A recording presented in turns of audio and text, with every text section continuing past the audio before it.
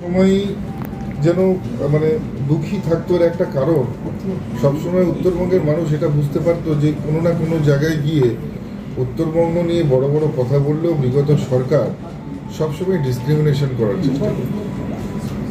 উত্তরবঙ্গকে Switzerland বানানোর কথা বললেও মুখে বললেও কার্যত কিছুই হয়নি। বরঞ্চ আপনারা জানেন যে মাঝে মাঝে ঠান্ডা হাওয়ার মানে শীতল হাওয়ার জন্য তৎকালীন মুখ্যমন্ত্রী প্রাক্তন মুখ্যমন্ত্রী সেখানে যেতেন।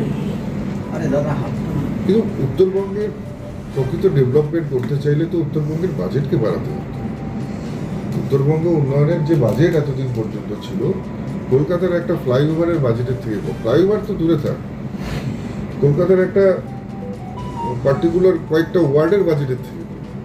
তো স্বাভাবিকভাবেই মানুষের মনে এই বৈমাতৃসুলভ আচরণের জন্য কখনো মানুষ নিজেদের দুঃখকে ঢেলে দিয়েছে, কখনো বা পৃথক রাজ্যের দাবি উঠেছে, কখনো বা মানুষ মমতা বন্দ্যোপাধ্যায়ের এই বৈমাতৃসুলভ আচরণকে মেনে নিতে পারেননি, সেটার জন্য ক্ষোভ উগড়ে দিয়েছেন প্রকাশ্যে। কেন এই ডিসক্রিমিনেশন? কিন্তু আমরা কথা দিয়েছি যে উত্তরবঙ্গের মানুষের সঙ্গে কোনো রকম ডিসক্রিমিনেশন আমরা হতে দেব না। ডেভেলপমেন্ট, প্রগতি, উন্নয়ন এবার